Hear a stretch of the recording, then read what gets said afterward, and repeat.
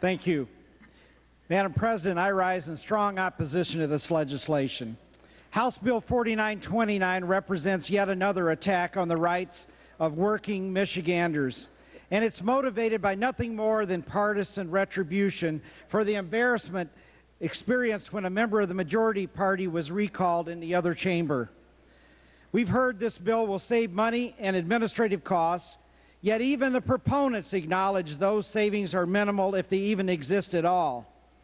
Some claim that this legislation will promote individual responsibility and hold unions accountable. Yet in reality, this legislation silences the voices of teachers and their union representatives. It makes it more difficult for them to voice their concerns about the damage this legislature has done to our schools and our children. Inserting language to appropriate a small sum of money thus makes this legislation referendum-proof, and that's shameful. This practice that we've seen frequently this session is a disgrace to this institution. Michigan residents should be alarmed that their legislators are passing bills that they know will be unpopular and they would desire to change, yet leave Michiganders with few options to repeal or change the law in the future. Then when Michiganders speak out and recall one of the loudest voices against teachers in public education, the majority party passes legislation that is clearly intended as partisan-based payback.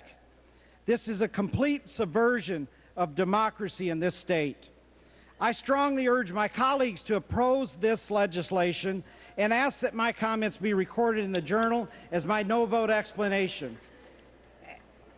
This is a shame that this legislature is considering a bill such as this.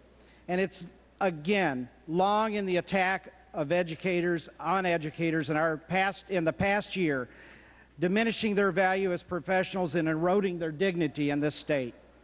House Bill 4929 also represents continued assumptions on behalf of the legislature that local governments cannot manage their own affairs. Locally elected school boards and teacher unions in Michigan have frequently and successfully demonstrated the ability to work together to solve common problems. This legislation is an affront to that record of success, making the statement that the legislature believes locally elected school boards are not capable of carrying out their responsibilities. In this bill, we have further restrictions on workers' rights, continued degradation of our public educators, and greater limitations on local control, all components that seem to be requirements of any legislation enacted by our governor and this majority party in this session.